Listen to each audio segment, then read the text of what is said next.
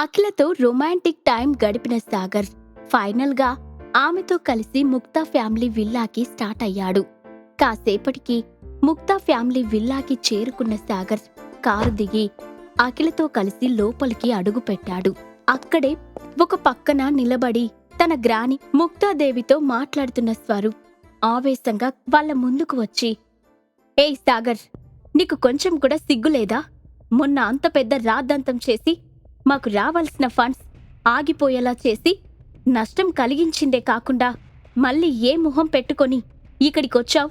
నీలాంటి పనికి మాలిన వాడిని ఈ ఇంటి అల్లుడిని చేసినందుకు మా మావేనానాలి అని ఇంకా ఏదో మాట్లాడబోతూ సాగర్ ఇచ్చిన చెంపదెబ్బకి షాక్తో నిలబడిపోయాడు.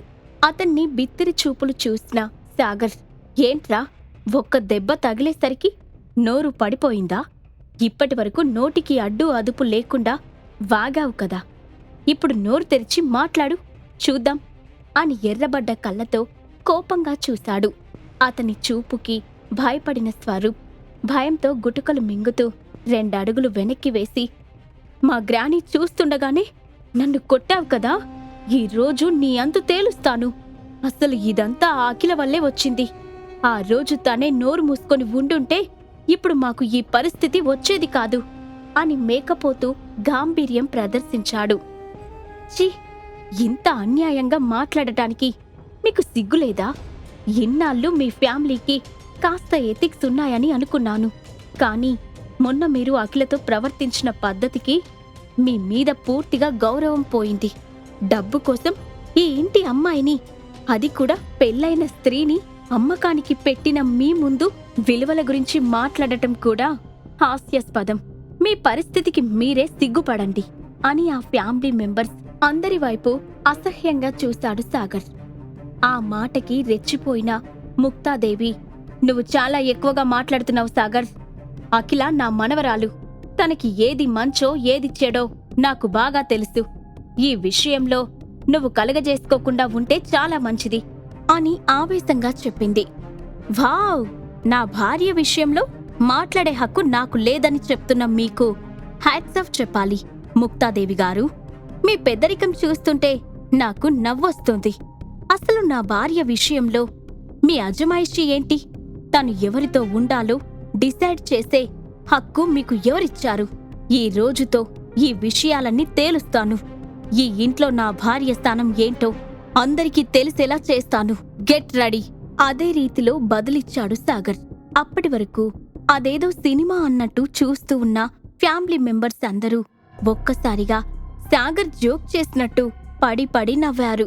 అందరినీ ఒకసారి పరీక్షగా చూసి కార్నర్ స్మైల్ ఇచ్చిన సాగర్, మీ ముఖంలో ఈ నవ్వులు ఎంతసేపు ఉంటాయో చూడాలని చాలా ఆతృతగా ఉంది అని మరింత రెచ్చగొట్టాడు. కాని సాగర్కి అవమానం జరుగుతుందని భయపడిన అఖిల అతన్ని వెనక్కి లాగాలని ప్రయత్నించింది. ఆమె ఇంటెన్షన్ అర్థం చేసుకున్న Sagar, don't worry baby, trust me, కాసేపటిలో నీకు ఒక సర్ప్రైజ్ ఎదురవ్వబోతుంది.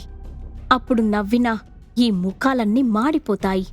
ఈ సీన్ ఎంజాయ్ చేయడానికి ఇప్పటి నుంచి ప్రిపేర్ అవ్వు అని నమ్మకంగా చెప్పాడు. అతని మాటలు విన్న ఫ్యామిలీ మెంబర్స్ తీవ్రమైన ఆశ్చర్యానికి లోనయ్యారు. అసలు సాగర్ కాన్ఫిడెన్స్ ఏంటో వాళ్ళకి అర్థం కాలేదు. అఖిల దగ్గర గొప్పగా కనిపించడం కోసం ఇలా మాట్లాడుతున్నాడని నిర్ణయానికి వచ్చారు. కానీ వాళ్ళ అంచనా తప్పని రుజువు అవడానికి ఎంతో సమయం పట్టలేదు.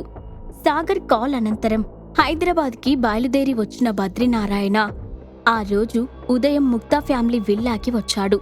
అప్పటికే లోపల సాగర్తో వాళ్ళకి ఆర్గ్యుమెంట్ జరుగుతూ ఉండడం గమనించి మౌనంగా ఒక పక్కనే నిలబడి డ్రామా మొత్తం కంప్లీట్ అయ్యే వరకు ఓపికగా ఎదురుచూశాడు. అదే సమయంలో, నువ్వు నోరు మూసుకుంటే బావుంటుంది సాగర్. ఈ ఇంట్లో నా నిర్ణయం ఫైనల్. తొందరలో నీకు అఖిలతో డివోర్స్ ఇప్పించి తనకి మరొక అబ్బాయితో పెళ్లి చేస్తాను.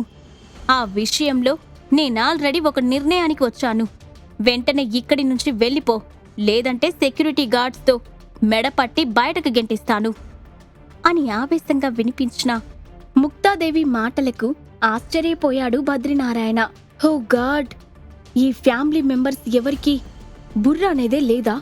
వజ్రాన్ని రంగురాయి అనుకొని భ్రమపడుతున్నారు. నిజం తెలిసిన రోజు వీళ్ళందరి పరిస్థితి ఏంటో అని ఆ ఫ్యామిలీ మెంబర్స్ అందరి మీద జాలిపడుతూ జరుగుతున్న గొడవ మీద దృష్టి సారించాడు.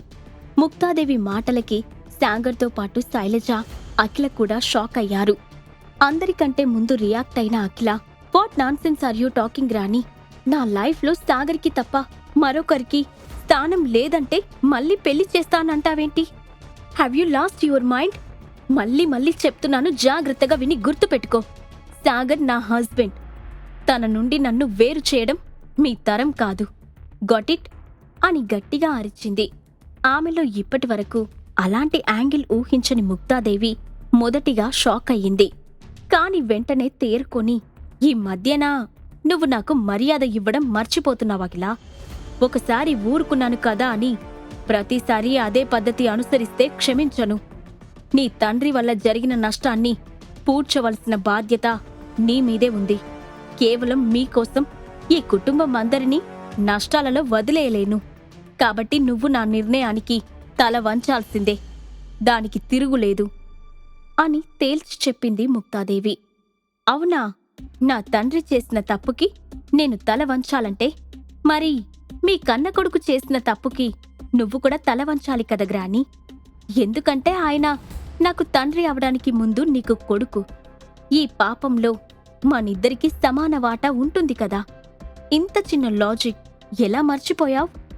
అని ఎదురు ప్రశ్న వేసింది అఖిల. నువ్వు హద్దులు మీరుతున్నావఖిల. ఈ కుటుంబ పెద్దగా ఎలాంటి నిర్ణయమైనా తీసుకునే హక్కు నాకుంది. నీకు సమాధానం చెప్పాల్సిన అవసరం నాకు లేదు.